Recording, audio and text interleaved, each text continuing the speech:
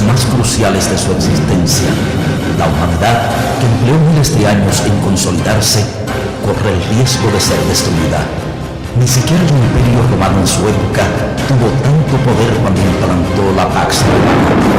El gobierno de los Estados Unidos trata de imponerle al mundo una nueva política que algunos han llamado Pax Americana. En nuestros días, con los hechos acaecidos en el mundo, se ha creado una difícil y peligrosa combinación de factores. Con la desaparición del campo socialista y la teoría del momento unipolar, Estados Unidos pareciera la potencia destinada a imperar. En términos económicos y militares, no hay sobre la faz de la tierra potencia alguna que le pueda hacer sombra siquiera,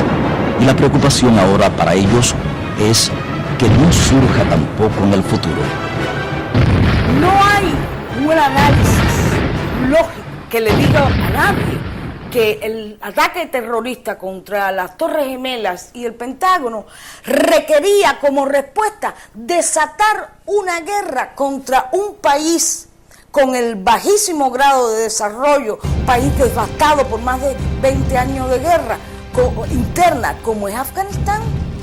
La correspondencia entre un hecho y el otro realmente no convence a nadie, y sin embargo logró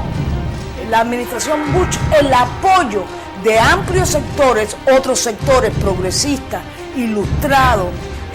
pacifistas, no fueron convencidos por estos pretextos, pero la población en general lo fue para desatar esta guerra en Afganistán. Contra Irak realmente ha habido una guerra permanente desde la primera guerra del Golfo,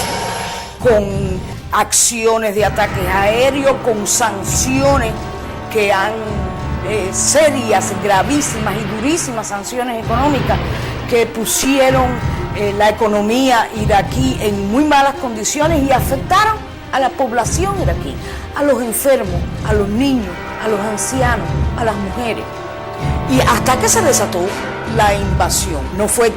como evidentemente ellos habían planificado, una acción rápida, no se cumplió que la población iraquí les diera la bienvenida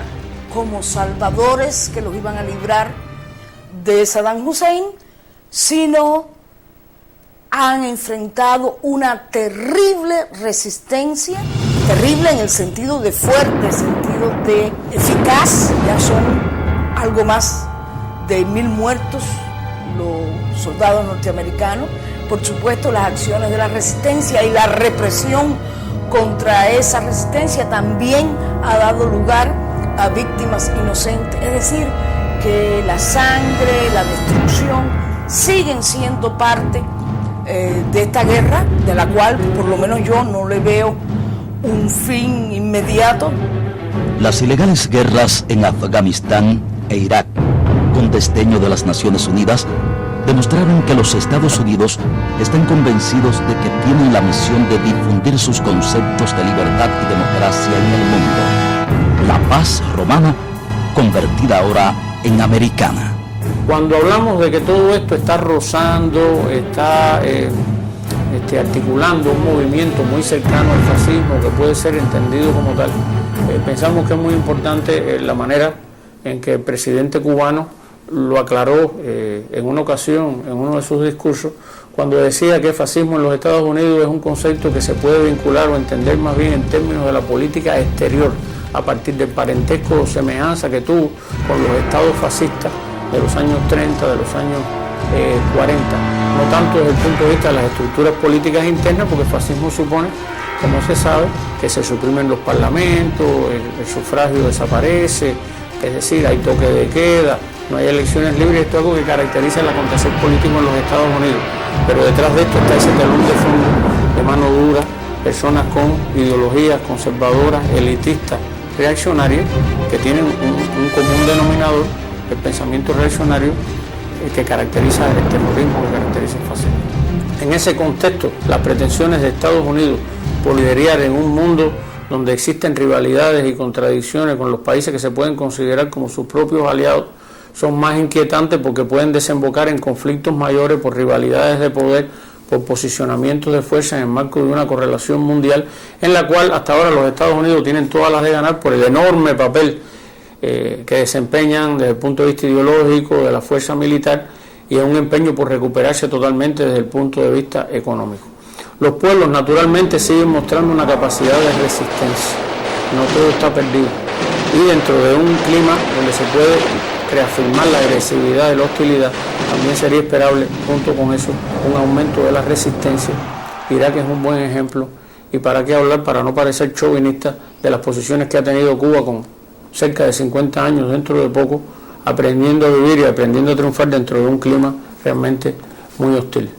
Con el fin de la Guerra Fría y el surgimiento de Estados Unidos como la única superpotencia en medio de las ruinas de ese viejo mundo bipolar, se creó una unipolaridad que los grupos de poder en la nación norteña estimaron debía aprovecharse. La guerra en Irak tenía 4 objetivos básicos. El primero era desde luego el petróleo iraquí. El segundo fue impedir un fenómeno que se estaba produciendo y que le hubiera costado caro a la economía norteamericana, que era que algunas naciones petroleras estaban pensando seriamente en cambiar la cotización de su petróleo de dólar a euro. El primero que lo hizo fue Irak, y quizás Irak firmó su sentencia de muerte en ese momento, por el hecho de que si muchos países petroleros cambiaban la cotización de dólar a euro, se hubiera producido en la economía norteamericana un fuerte golpe, dado que quien tiene la maquinita de hacer billetes es Estados Unidos, de hacer los dólares, y el hecho de que el petróleo se cotiza en dólares da un extraordinario poder. El tercer objetivo era la ONU. Indudablemente la ONU no le es conveniente a Estados Unidos, no de la forma en que estaba antes, es decir, mientras sea un elemento dócil de su política, no hay problema. Pero hay momentos en que no es exactamente así, escasos, pero no es exactamente así, y no lo fue con la guerra en Irak. Y el cuarto objetivo era la Unión Europea, dividir a la Unión Europea. Y la otra cosa le permitió afianzarse, aunque no del todo, en Asia Central, rodear a la Unión Soviética, es decir, a lo que es Rusia hoy, incluso afianzarse en determinadas antiguas repúblicas soviéticas, acercarse a China. Cuando se habla, por ejemplo, de la guerra en Afganistán, y fue otra de las cosas, el 11 de septiembre le permite meterse en Afganistán, se habla de ir a buscar a Osama Bin Laden, pero no se habla de que en Afganistán hay trillones de metros cúbicos de gas, y de que hay una empresa, la Union Oil of California, la UNOCAL, que desde hace muchos años estaba interesada en construir un gasoducto para sacar a través de Pakistán ese gas hacia los Estados Unidos. Es decir, que lo que nos encontramos que la guerra, los atentados del 11 de septiembre permiten de un modo o de otro a Estados Unidos desarrollar una política agresiva, justificar el uso de la fuerza e ir adueñándose o resolviendo también problemas que tiene en muchos lugares. Un hecho trágico brindó la oportunidad de convertir las teorías en realidad. Los atentados terroristas del 11 de septiembre de 2001. Desde ese momento la política de seguridad dio un giro radical. En discurso pronunciado en la Academia Militar de West Point, el emperador de la Casa Blanca, George W. Bush, anunció al mundo que su imperio dejaba atrás viejas doctrinas basadas en la disuasión y contención para abrazar la de golpes preventivos ante